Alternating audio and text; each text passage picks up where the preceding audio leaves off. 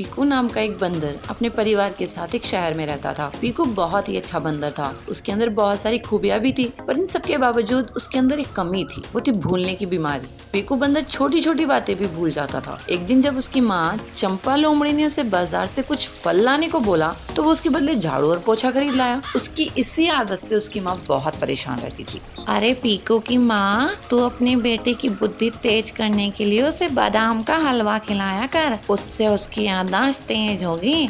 जो ऐसी चीजें भूल जाता है ना, वो ऐसा नहीं करेगा फिर। खिलाया कर उसको। सच में बादाम के हलवे से उसकी याददाश्त तेज होगी? ऐसा है तो मैं अभी कुछ बादाम लेकर आती हूँ और अपने रोज बेटे को खिलाया करूंगी मैं हलवा बनाकर। चंपा अपने बेटे की याददाश्त तेज करने के लिए उसे हर रोज बादाम का हलवा बनाकर देती है, लेकिन इसके बावजूद पीकू के भूलने की बीमारी पर इसका कोई फर्क नहीं पड़ता है। वो अभी भी वैसा का वैसा ही है, चीजें रखकर भूल जाता है, किसने क्या बोला है वो भी भूल जाता है। पीकू के स्कूल में उसके साथ पढ़ने वाले बच्चे भी इसका मजाक बनाया करते थे। ओ देखो बुलक्कड़ नंबर 1 जा रहा है। वैसे पीकू अपने रास्ता तो घर का याद है ना तुझे? कहीं वो तो नहीं भूल गया? अगर भूल गया तो बता देना, मैं ले चलूंगा। कोई जरूरत नहीं है, मेरे पापा मुझे लेने आ जाएंगे। सब समझता हूँ मैं, तुम मेरा मजाक उड़ाते हो। पीकू को अक्सर ये बातें सुनकर गुस्सा आ जाया करता था, पर वो ये भी जानता था कि वो जो कह रहे हैं वो सच ही तो है। एक दिन पीकू क्लासरूम में अकेला बैठा अपना कोई लेसन याद कर रहा था कि तभी चीकू लोमड़ी, कालू भालू और पिंकू सियार क्लासरूम में आते हैं और पीकू को देख एक दूसरे से कहते हैं, वो देखो वो पीकू अकेले बैठा हुआ पढ़ाई कर रहा है, चलो उसको परेशान करते हैं। हाँ बहुत दिन हो गए हैं, चलो आज इसका मजा लिया जाए, ऐसे भी बहुत बोर हो गया हूँ मैं। तीनों पीकू के पास जाते हैं और कालू जब पीकू को अपनी बातों में लगा लेता है तो चीकू उसका बैग उठाकर कहीं छुपा देता है और जब अगला पीरियड लगता है तो कॉपी और बुक ना होने पर पीकू को बहुत डांट पड़ती है। स्कूल खत्म होने के बाद वो पीकू को उसका बैग लौटाते हैं। पीकू बहुत गुस्सा हो जाता है और बदला लेने के लिए ठानता है। अगले दिन वो भी चीकू का बैग उठाकर उसे कहीं छुपा आता है और चीकू को भी डांट पड़ती है। ये देख पीकू को बहुत अच्छा लगता है, उसके दिल को बहुत सुकून मिलता है। चीकू कैसा लगा आज टीचर की डांट खाकर? कल तूने मुझे डांट खिलाई थी ना, आज देख हिसाब बराबर। तो तूने मेरा बैग चुराया था और क्या? कल तुमने मेरे साथ जो किया वो आज मैंने तुम्हारे साथ किया। ठीक है पीकू, सॉरी यार, पर अब मेरा बैग मुझे वापस कर देना। मम्मी पापा को पता चला तो बहुत डांट पड़ेगी, मार भी पड़ेगी मुझे, दे देना। ठीक है अभी लाता हूँ। पीकू बैग ढूंढने जाता है पर उसे अब याद ही नहीं आ रहा था कि उसने बैग कहाँ रखा, इसलिए वो उदास होकर चीकू के पास आता है। चीकू भाई मुझे माफ कर दे, मुझे याद नहीं है मैंने तेरा बैग कहाँ रखा था। चीकू को बहुत गुस्सा आता है और वो पीकू को प्रिंसिपल के पास लेकर जाता है, जहाँ प्रिंसिपल दोनों को डांट लगाते हैं। गलती तुम दोनों ने की है तो सजा भी भुगतोगे। अब दोनों ही मिलकर एक नया बैग खरीदोगे और सारी बुक्स एंड नोटबुक्स काम भी दोनों मिलकर जल्दी से जल्दी पूरा करोगे। समझ में आई बात? इस तरह चीकू की शैतानी और पीकू के गुस्से और भूलने की बीमारी के कारण दोनों को अब दोबारा से सारा काम करना पड़ता है। किताबों का काम तो पड़ता ही है, साथ में नोटबुक्स में आज तक जितना भी होमवर्क या क्लास बुक हुआ था वो सब उनको दोबारा से करना पड़ता है। दोनों बस अब अपने किए पर पछता रहे थे। मम्मी पापा हम कहीं जा रहे हैं क्या? मम्मी, हाँ बच्चों, तुम्हारी नानी का कॉल आया था, वो कह रही थी कि बच्चों की स्कूल की छुट्टी पड़ गई है तो उनके पास आ जाओ, इसलिए हम आज ही गांव के लिए निकल रहे हैं।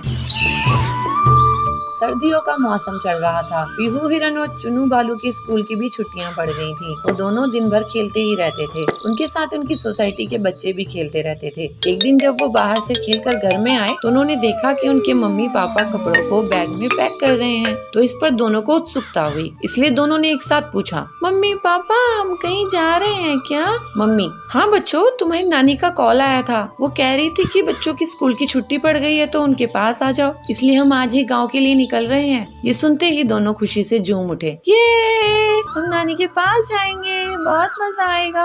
दोनों ने जल्दी जल्दी से अपना अपना बैग पैक किया और ट्रेन को पकड़कर नानी के गांव आ गए। वो जैसे ही नानी के घर पहुंचते हैं वैसे ही नानी बाहर निकल कर आती है और पीहू और चुनू को गले से लगा लेती है। अरे मेरे बच्चों आ जाओ आ जाओ, अरे कितने बड़े हो गए हो तुम तो, आ जाओ चलो अंदर चलो, तुम्हारे मौसा मौसी मामा मामी इंतजार कर रहे हैं, चलो चलो। वो जैसे ही घर के अंदर आते हैं वैसे ही पीहू और चुन्नू के मामा मामी और मौसा मौसी उनकी खातिरदारी में लग जाते हैं। अरे मेरे बच्चों, कैसे हो तुम? पिछली बार आए थे तो कितने छोटे थे, अब देखो कितने बड़े हो गए हो। देख पीहू, तेरी मौसी तेरे लिए क्या लाई है। ये तो मेरी फेवरेट चॉकलेट है। थैंक यू मौसी। पीहू और चुन्नू को भी बहुत अच्छा लग रहा था। उन्होंने सबको नमस्ते की। कुछ देर बाद वो अपने खेत पर पहुँचते हैं जहाँ खन्ने की फसल लगी हुई थी। मामा जी, मुझे गन्ना खाना है, एक गन्ना दो ना। अरे क्यों नहीं मेरी लाडो रानी, रुको मैं अभी तोड़ कर देता हूँ। मामा 2 गन्ने तोड़कर पीहू और चुन्नू को देते हैं। दोनों बड़े ही मजे से गन्ने का लुत्फ उठाते हैं। उसके बाद वो सरसों का खेत भी देखते हैं। मौसी जी, ये सरसों के फूल तो बहुत सुंदर है, मैं एक फोटो खिंचा लूं? क्यों नहीं, जरूर आओ, मैं तुम्हारी फोटो खींच देती हूँ। मौसी दोनों की फोटो खींचती है। तभी वो देखते हैं कि पास ही के खेत में कुछ गायें और भैंसे घास चर रही हैं। ये नजारा उन्हें और लुभाता है और वो आगे बढ़कर उन्हें चारा देते हैं। खेत को घूमने के बाद वो दोनों घर आ जाते हैं। रात भी हो जाती है। ठंड अब और बढ़ने लगती है। नाना जी, यहाँ पर बहुत ठंड है। मुंबई में तो इतनी ठंड नहीं पड़ती, कुछ करो ना। क्योंकि बच्चों, वहाँ पर खेत खलियान और पेड़ पौधे इतने नहीं हैं जितने यहाँ हैं, इसलिए यहाँ ठंड भी ज्यादा पड़ती है। पर तुम चिंता मत करो, मैं अभी आग जला देता हूँ। नाना जी लकड़ियों को इकट्ठा कर उन्हें जला देते हैं। तभी लाइट भी चली जाती है। ओ, अब लाइट भी चली गई नानी जी, पूरे घर में तो अंधेरा छा गया है, अब क्या करेंगे? मैं अभी लालटेन जला देती हूँ। नानी लालटेन जलाकर ले आती है। उसके बाद पीहू और चुन्नू का सोने का समय आ जाता है, पर वो अपने मम्मी पापा के पास ना सोकर नाना नानी के पास सोते हैं। नानी जी, कहानी सुनाओ ना, मुझे ना आपकी कहानी सुननी है। वो जो हम पिछली बार आए थे तब आपने एक कहानी सुनाई थी ना, वो मुझे बहुत अच्छी लगी थी। प्लीज वही वाली कहानी सुनाओ ना। कौन सी वाली बेटी, मुझे याद नहीं है, तुम बताओ तो मैं सुना दूं। वही नानी, वही वो कौवे वाली, वो प्यासे कौवे वाली जो आपने सुनाई थी। ओहो, वो वाली कहानी सुननी है तुम्हें? अजी तुम ही सुना दो ना इन्हें। अरे तुम ही सुना दो भाग्यवान। नानी कहानी सुनाना शुरू करती है। दोनों नाना नानी के बीच लेटे हुए थे और कहानी का लुत्फ उठा रहे थे। कहानी सुनते सुनते दोनों गहरी नींद में चले जाते हैं और सो जाते हैं। और पुलिस की बाइक को ही चुरा कर भाग जाता है। ये सब बबलू अपनी बर्तन बाइक से देख रहा था।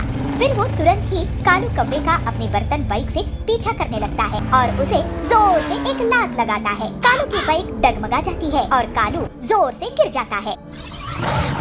बिलासपुर में बबलू नाम का कबूतर रहता था। वो किसी भी चीज से कोई भी सामान बनाने की हुनर रखता था, जैसे प्लास्टिक की बोतल से नाव बनाना, कार्डबोर्ड से सजावटी सामान बनाना वगैरह। ये बात उसकी माँ पीलू को पसंद नहीं थी। बेटा बबलू, तू हमेशा कुछ न कुछ करता ही रहता है, लेकिन काम की एक भी चीज नहीं करता। आखिर कब सुधरेगा तू? तेरी शादी भी तो करवानी है। माँ, मैं काम करके जितना पैसा कमाता हूँ उतने में घर का खर्चा तो चल जाता है ना। तुम मुझे ताना कब बंद करोगी? घर खर्च का जितना पैसा आता है उतना तो तू घर के सामान से फालतू की चीजें बनाने में लगा देता है। घर की पूरी बोतल्स, घर की अलमारी की लकड़ी सब बेकार गई। मैं इतनी मेहनत मजदूरी करके घर चला रही हूँ और एक तू है कि सारा सामान कबाड़ा कर देता है। माँ, मुझे कुछ दिन और दो, तुम जरूर एक दिन मुझ पे गर्व करोगी।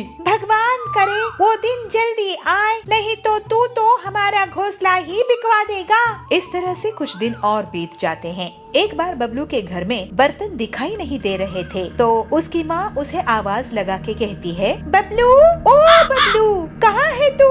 हाँ माँ, क्यों आवाज दे रही हो? बताओ क्या काम है? बेटा, लगता है घर में चोरी हो गई है। एक भी बर्तन दिखाई नहीं दे रही है। चल हम पुलिस स्टेशन में कंप्लेंट करते हैं। नहीं माँ, बर्तन कहीं नहीं गए हैं। आओ अपने घोंसले के पीछे चलो, मैं तुम्हें दिखाता हूँ। फिर बबलू अपनी माँ को घोंसले के पीछे लेके जाता है और वहाँ बर्तनों से बनी एक मोटरसाइकिल दिखाता है और बबलू कहता है, माँ ये देखो, है ना कमाल की चीज। अरे नालायक, ये क्या कर दिया तूने? अब मैं घर का खाना किसमें बनाऊंगी? ये बर्तन की बाइक कौन चलाएगा? तू तो मुझे बर्बाद ही कर देगा। तभी वहाँ सुंदरी आती है। अरे पीलू, ये बबलू को क्यों मार रही हो? इसने ऐसी मोटरसाइकिल बनाई है कि सब इसे देखते ही रहेंगे। नहीं सुंदरी बहन, ये बबलू पता नहीं कब मुझे तंग करना बंद करेगा। जंगल में कालू कौवा मोटरसाइकिल बाइक्स चोरी करता था। घर से या बाजार से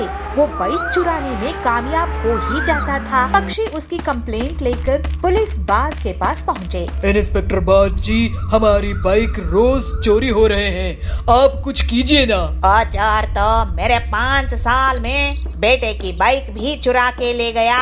मैं तो लुट गया इंस्पेक्टर भाईजान। हाँ, लगता है ये काम कालू कौवे का है। एक बार हाथ लग जाए तो मैं उसे बड़ी जेल में डलवा दूंगा। लेकिन उसके लिए आपको कितना टाइम लगेगा इंस्पेक्टर साहब? इतने दिनों में तो वो सारे जंगल की बाइक्स चुरा लेगा और किसी के पास मोटरसाइकिल बाइक्स नहीं बचेंगे। हाँ, बंटी जी, कालू को जो कोई भी पकड़वाने में पुलिस की मदद करेगा, मैं उसे सरकार से 50,000 का इनाम दिलवाऊंगा। इस तरह से सभी वहाँ से चले जाते हैं। कालू ये सब दूर बैठकर सुन रहा था। ऐसा क्या? मुझ पर इनाम? अब मजा चखाऊंगा इन पुलिस वालों को। मैं इनकी ही बाइक चुरा के भाग जाऊंगा और इन्हें पता भी नहीं चलेगा।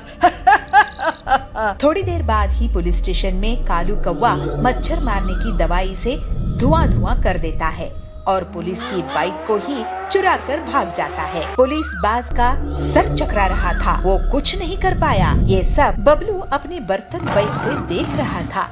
फिर वो तुरंत ही कालू कौवे का अपनी बर्तन बाइक से पीछा करने लगता है और जल्दी ही बबलू कालू की बाइक के पास पहुंच जाता है और उसे जोर से एक लात लगाता है। कालू की बाइक डगमगा जाती है और कालू जोर से गिर जाता है। बबलू अपनी बर्तन बाइक से कालू को पकड़ने में कामयाब होता है और फिर उसे पुलिस स्टेशन लेके आता है। अरे ये क्या? ये कौन सी नायाब बाइक है जिससे तूने मुझे पकड़ा है? ये मेरी स्पेशल बर्तन बाइक है।